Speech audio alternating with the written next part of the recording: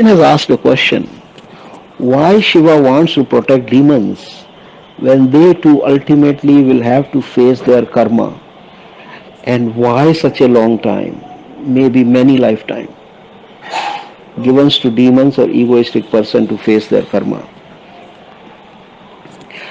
So let us first understand what is the role of demons in this whole existence. Now quantum scientists say that when this cosmos was created, just after the Big Bang, first the antimatter was created and then the matter was created. And they say that it is the antimatter that gave the energy to the whole cosmos for the continuous expansion and acceleration. Now, Hindu metaphysical understanding of creation also says something very stunningly similar. It says that Brahma was made so many attempts to create the cosmos, but he always failed. And in his deep frustration, then he created the demons. And that is how the cosmos sustained. So the demons were very interested in creating the world. So that's how the cosmos got created, through demons. But the danger was that as soon as the demon created the cosmos, there was also destruction going to happen, because demons will fight among themselves and they will destroy everything. So then Brahma created gods, the Devas, and requested them to fight with demons and to save the cosmos. The quantum scientists also say the same thing, that before this Big Bang happened, there were so many attempts of creation of the cosmos, but they did not last long. They all fluttered out. So this was a model which worked, that there will be demons and there will be devas. There will be asuras and there will be devas. And what is the role of asuras?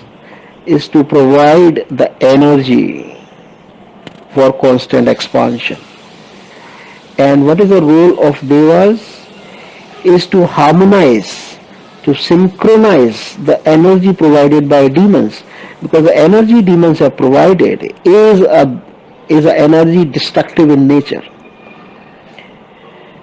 So with their own consciousness, with the Deva consciousness, this destructive energy will eventually transform into the constructive energy. Now, that is what the mechanism is of Rudra. So how does this transformation of destructive beings like asuras will happen? Let's look around in life. Let's say some person is very dominating, and if you want that person to become soulful, no efforts will succeed. A lot of people will try being loving with him. A lot of people will be very compassionate with him. But the dominating person will think that these people are loving and compassionate because they are weak. So that never transforms him. So what will transform him? That one day he has to go to the other side. Like from dominating, he has to become getting dominated. And then he has to have the taste of his own medicine. So this is what happens over many periods of life. If you go back in your past lives, you will realize that the person who is very dominating in this life was dominated at some other point of time. So this pendulum has to swing. The person who is egoistic has to experience the failure of his ego. And what is the Rudra mechanism for making him experience the failure of demons? That he lets him fulfill whatever they think is the best the way for achieve the grand success for them. For example, the demon Bhasmasura thought that once he gets this boon that if he places his hand on anybody's head, that person will be burned to ashes.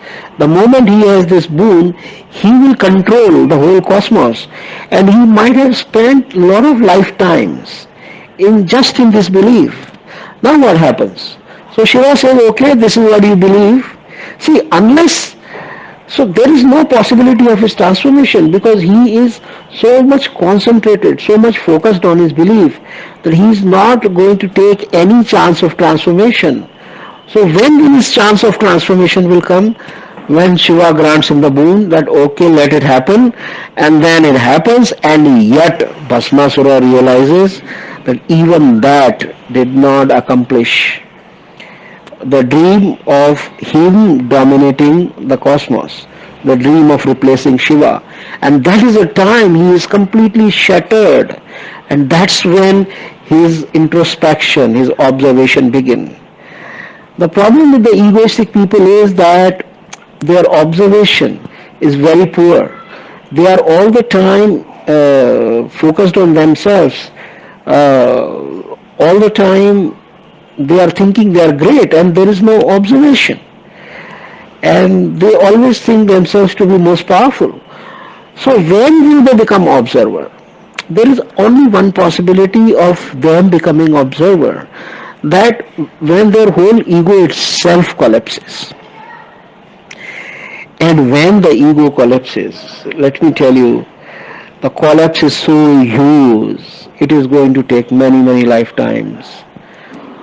For a Deva soul, there is a small failure and there is a collapse. So he will come back very quickly because that ego was very small. But for the asura, the ego was huge. And when it collapses, it takes many lifetimes. He keeps facing repercussion of all his karmas. He has to face what all he has lived. He has to observe everything. The pendulum will swing to the other side. That is the rule. For Devas, the pendulum has swung only little. So it takes just a little time for the pendulum to swing and then come back.